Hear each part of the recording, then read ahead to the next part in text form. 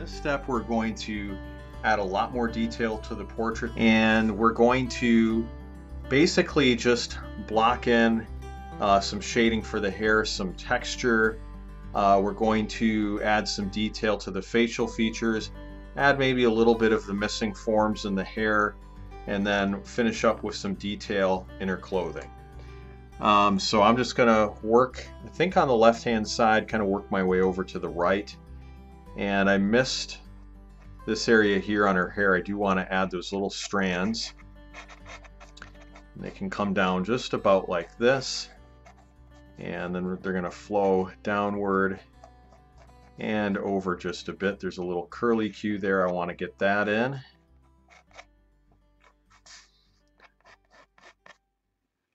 And then I'm going to start adding a little bit of detail work to her hair and just kind of work my way down from there. Just try to make sure I have the edges where they should be overall. This looks like this comes down just a bit. So we have kind of a part in the middle of her hair, and it flows out from about this point. And we just want to see some of these overall value structures so that when we get to the painting stage, it'll be super easy to start blocking in the shadows and shapes for these values, because we'll do the heavy lifting in the sketch. So again, I just want to see the overall structure and form here. It's super important where those values reside within her hair, and that's going to really give us some clues to where to put those first few layers of paint when we start that process. And we're going to just add a few little striations and strands right here.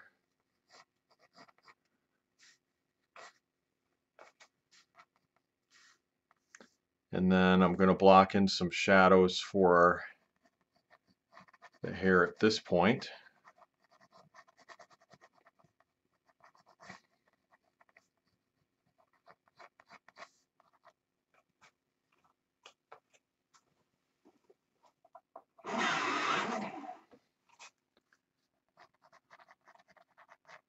Really want to pay attention to these shapes.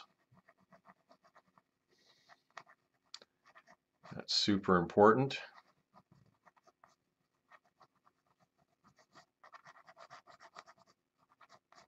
And there's a nice distinction of value right here. So I'm showing kind of a curvilinear form that goes right about the middle between these two lines.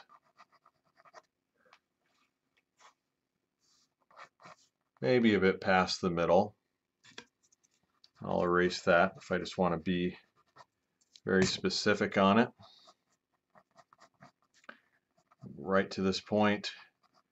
And I'm just using a little bit of shading to clue myself in as to where these paint layers should go. I don't have to shade this in so much that it looks like a drawing. That's not my goal. My goal is just to give myself a roadmap so I know where to go with my painted layers. And here's a nice distinction in value.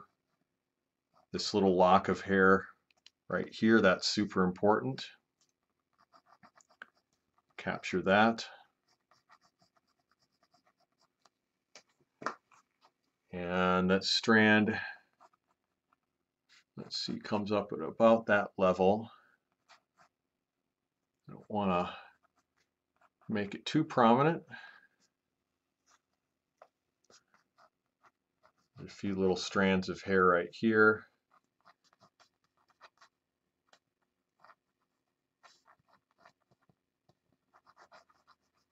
And it kind of flows out. We can see the ear a little bit as the hair goes on top of it. There's kind of a translucency effect. We have the ear canal going a bit above this grid line going across.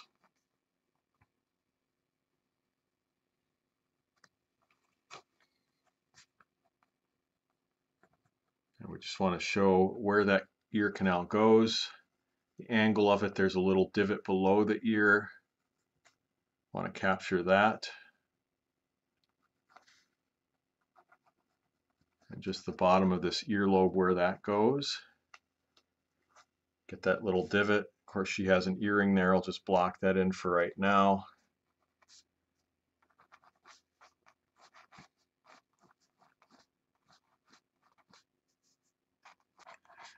So just gonna bring these strands of hair right down here, and it just intersects these grid lines. Like I was saying, now you can see it. We'll flow that in against her neck.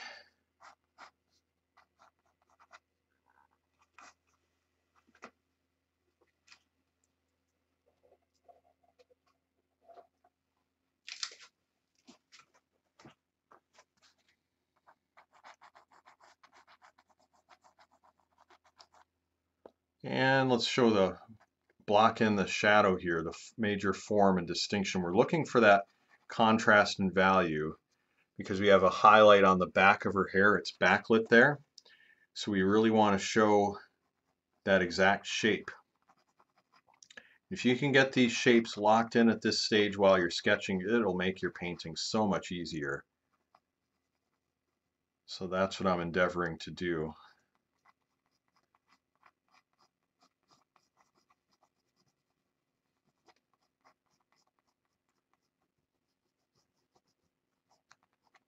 And we're going to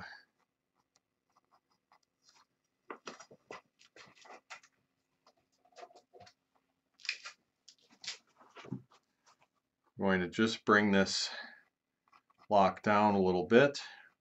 There's a shadow right here under the hair.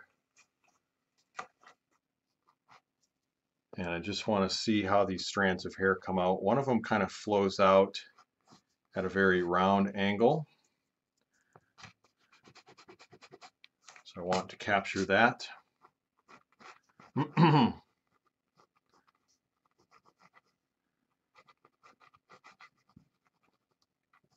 another strand flows down maybe to about this point. We got another couple of locks right there.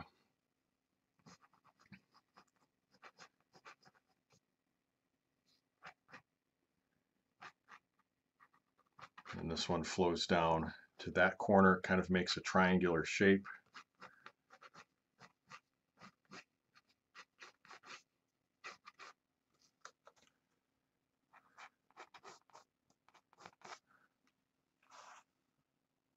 Let's work our way back up again.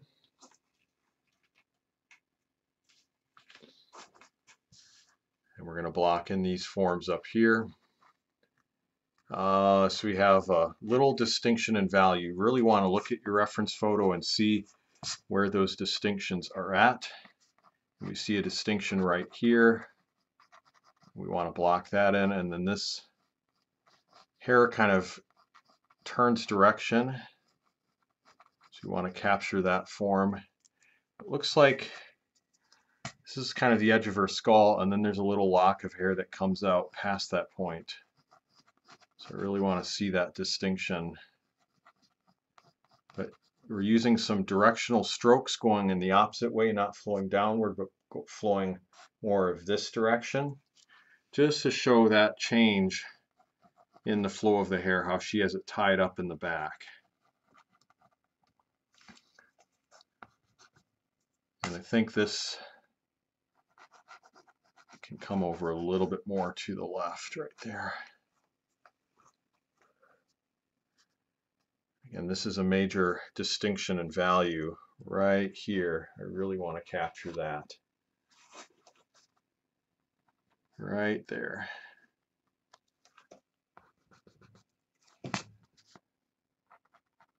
So this has to have a little more contrast, and I just fill that in.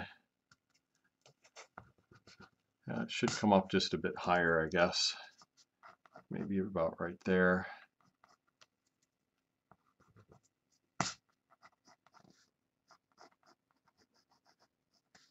And it flows down and kind of curves past this grid line a bit.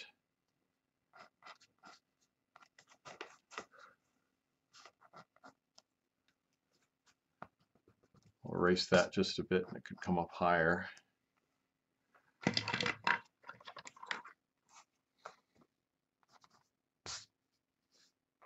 Might have to bring out the powered eraser pretty soon.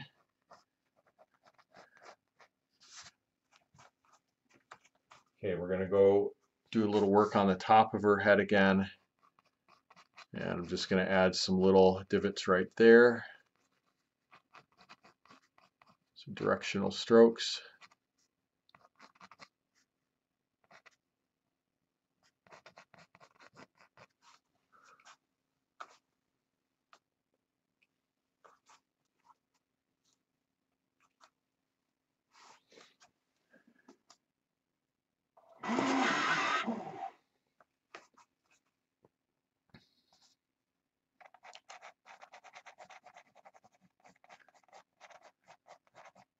Work on this left-hand side, add a little shading right there, just to show that distinction between the values of the hair and the edge of her face.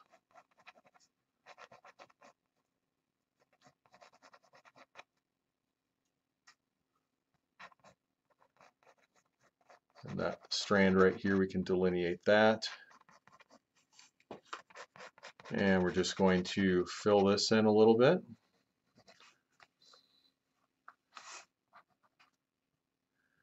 There's a little sideburn kind of thing she has going on, a little strand of hair coming down. Want to get that in the right area. Just erase this.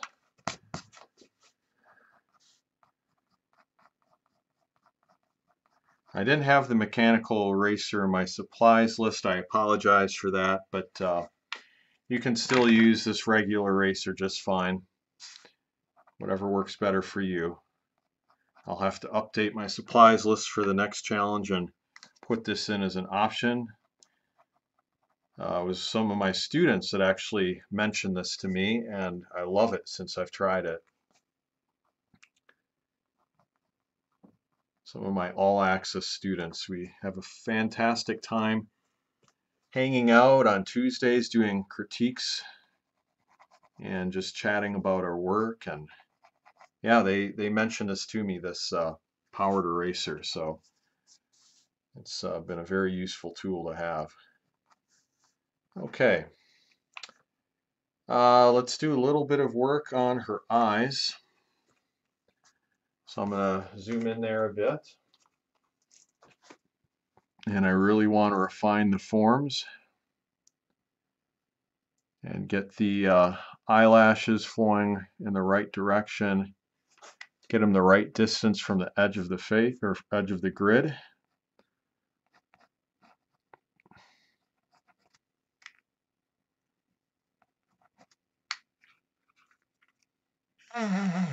Do a little erasing here. Erase it so nicely. And we're just going to bring out the edge of this eye a little bit more.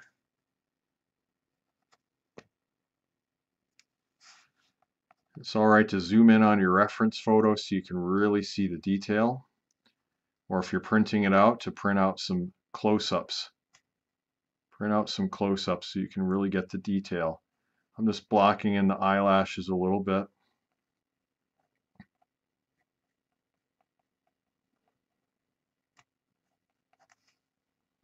Keep in mind they do change direction as they get to this other side. They're going to flow down in the other way. And then we also want to get in this bottom edge of the eyelid fold, and that does kind of fold in a little bit. So there's actually a point where they meet together. It's not just one contiguous shape. They actually kind of meet together almost like a rounded off E, or a little, bird flying in the wind, if you've seen that. When you were a kid, the way you draw a bird, just kind of, like this. That's kind of the shape we're going for. I'll erase that. And then let's bring out her iris just a bit wider. We want to have that to the right size. And it's important then too to look at that negative space, the white of the eye, the sclera, and look at how much space that occupies. One of the biggest mistakes I see beginning artists make is that they try to emulate the shape. They try to draw the shape of the eye, the round part, but then they'll often have the white of the eye, the sclera, too large or too small or the wrong shape. You really want to pay attention to that negative space of the white of the eye. Very important. Now, we're going to continue down here and just get the tear duct delineated a bit more.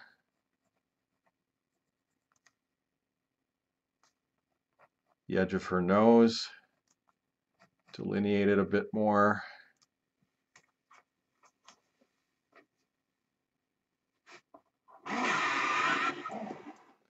And you really have to sharpen your pencil a lot when you're, especially when you're doing these details. Let's go to the eye on the right. And we want to just kind of define this,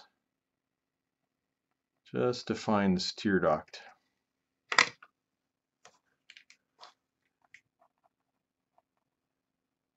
Now I almost feel like it's not fair to use this tool because I didn't put it in the supplies list and many of you might not have that kind of eraser. I'm just going to use the regular eraser from here on out. It's okay, I don't mind doing that. I just want to show you guys how it can be done with the tools that I recommended. Okay, I'm going to continue just refining the eye here. And I think I have that tear duct at about the correct angle. It does come up a bit higher on this side. Every eye is different. And we have that bottom edge of the eyelid fold. Now that's super important to give that thickness. That's another mistake I see with beginning portraits is that the artists tend to make that edge of the eyelid fold too thin, and that's just very common to do. But keep in mind that several layers of skin thick, and so it is going to have a visible edge, and it's going to be highlighted. So when you actually paint that, you're going to be painting that with a lighter color. But I'm just going to leave room for it here in my sketch and really try to show that at this stage. Now I also want to show the thickness of the top edge of the eyelid fold as well. So I'm going to leave a little room for that. And getting that distance right, getting the angle correct, getting the distance between the upper and lower eyelid fold is so important. And so we want to keep in mind how high this goes. And it looks like, yeah, it could go just a bit higher than what I have it. So I'm going to bring that peak up a little bit.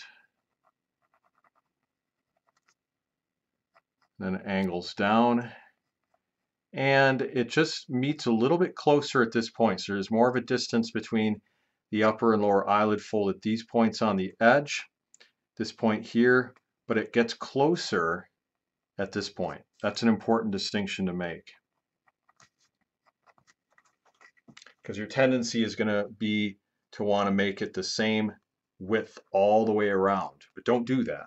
And not only for this portrait here, but for other portraits. You know, you want to make sure that you really get the distances between the upper and lower eyelid fold, and don't make it uniform. Get those little deviations in there, changes in angles, one part of it being closer than the other. All of those little distinctions make a huge difference in capturing a person's likeness. And if you want to paint a portrait, you know, on commission, or paint a portrait of your grandchild, or, you know, your brother or a friend, and get that precise likeness, those details are pivotal. So just want to point that out to you and really, you know, make you aware of it so that when you're sketching, you're cognizant of that and you can incorporate it into your portraits. All right, so let's get back into this here. All right, I'm just going to kind of hop around in between these two. I want to make sure that I have the size of the pupils and irises pretty constant. That's going to be important.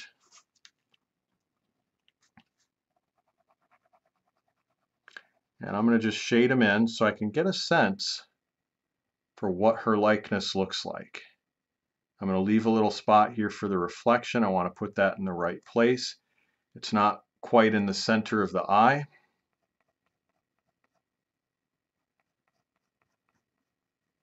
I can see, yeah, we need to get a little bit of a different shape on this edge of the eye here. So let's really get that top edge darker and then get this upper eyelid fold to come up a bit higher. That'll be important for her likeness.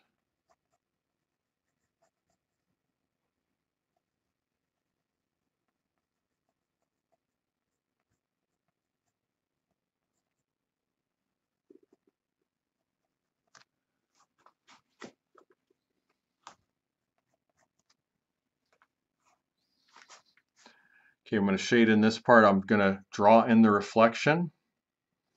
Yeah, I mean, we could actually just do that later on and paint it opaquely, and we probably will, but I just want to get that kind of sketched in there, get it plotted out where it should be roughly. And it's not a circle, it has kind of a strange shape to it. It's almost like a Z. I'm just going to get that in there.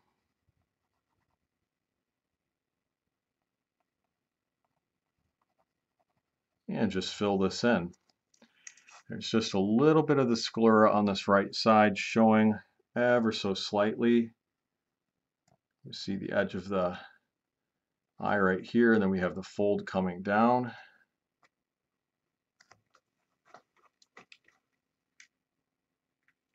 Okay.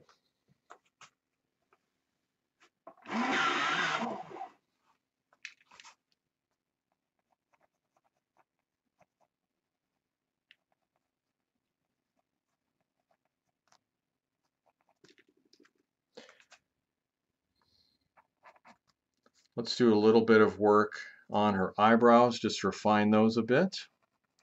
I'm going to darken them a little bit, just shape them a little bit more.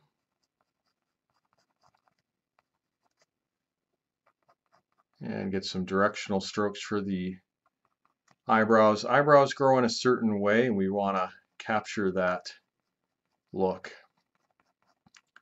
Here, this eyebrow should come up just a bit higher.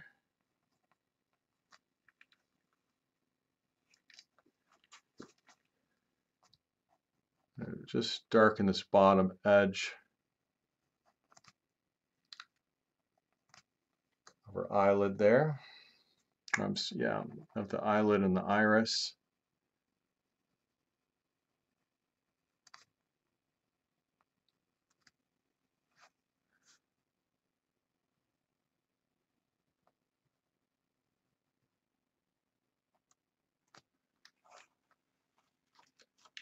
Now let's work a little bit on her nose and her mouth.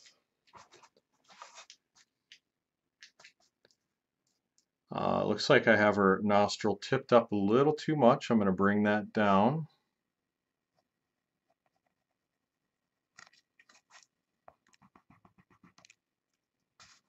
And the bottom edge should be just a bit thicker.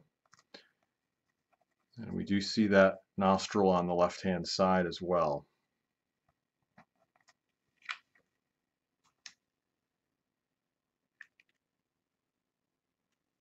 And I think her nose can come out just a bit further to the left. I'm just going to bring the ball of the nose out a little bit.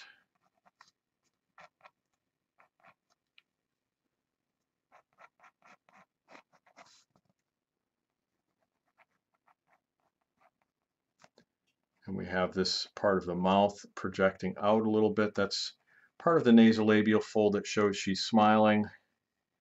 The lip is projecting out. She has just the slightest smile, like Mona Lisa. And we're going to add a little bit of shading to her upper lip.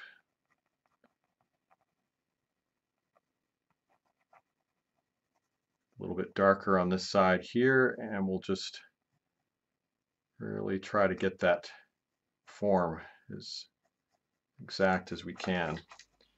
There's a bit of a puffiness down here. We want to capture the lip protruding just a bit. And then we have that shadow underneath.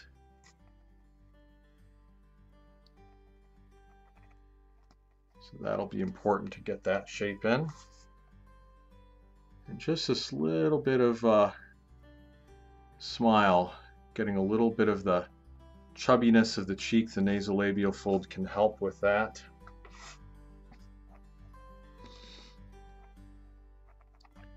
Ever so slightly a little bit of shading right there just to show the start of that nasolabial fold.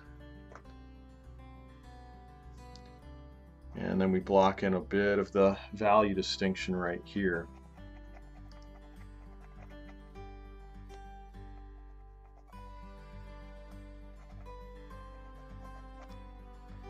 All right, and this is what we have so far.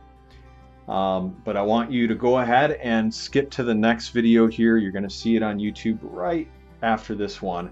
Or if you're watching this at Realistic Acrylic Portrait School, just go ahead and skip to the next video. All right.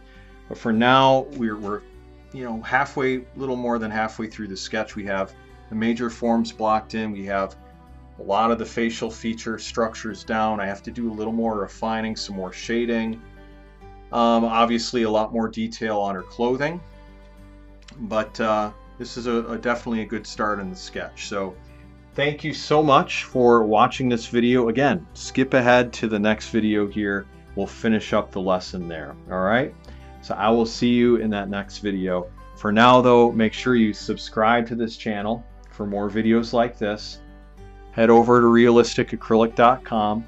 Sign up for the challenge, get the welcome kit. I'll get you everything you need to paint along with us. All right, I'll see you in the next video. God bless.